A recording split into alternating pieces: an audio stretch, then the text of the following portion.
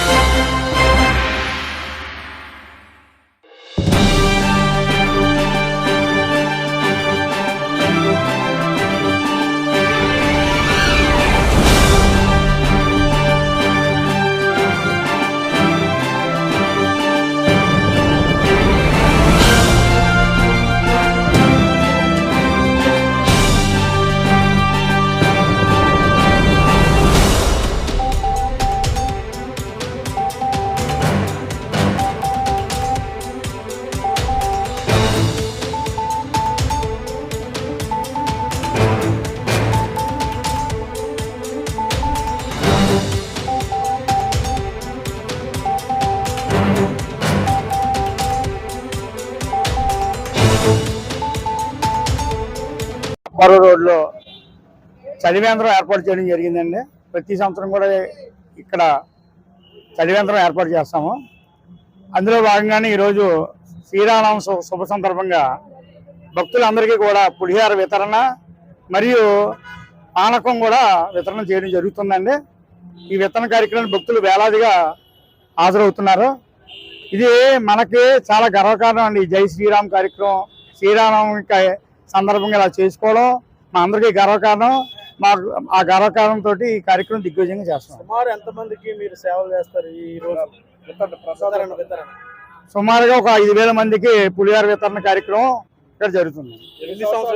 గత 6 సంవత్సరాల నుంచి నిరాటంకంగా ఇక్కడ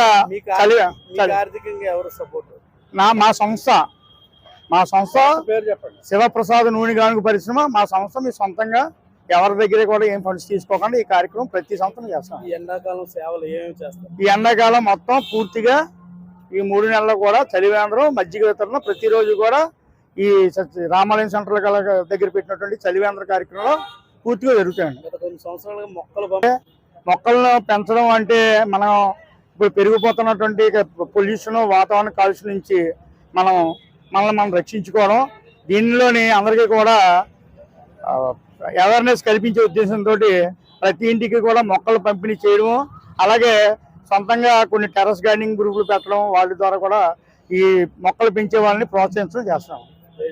జై శ్రీరామ్.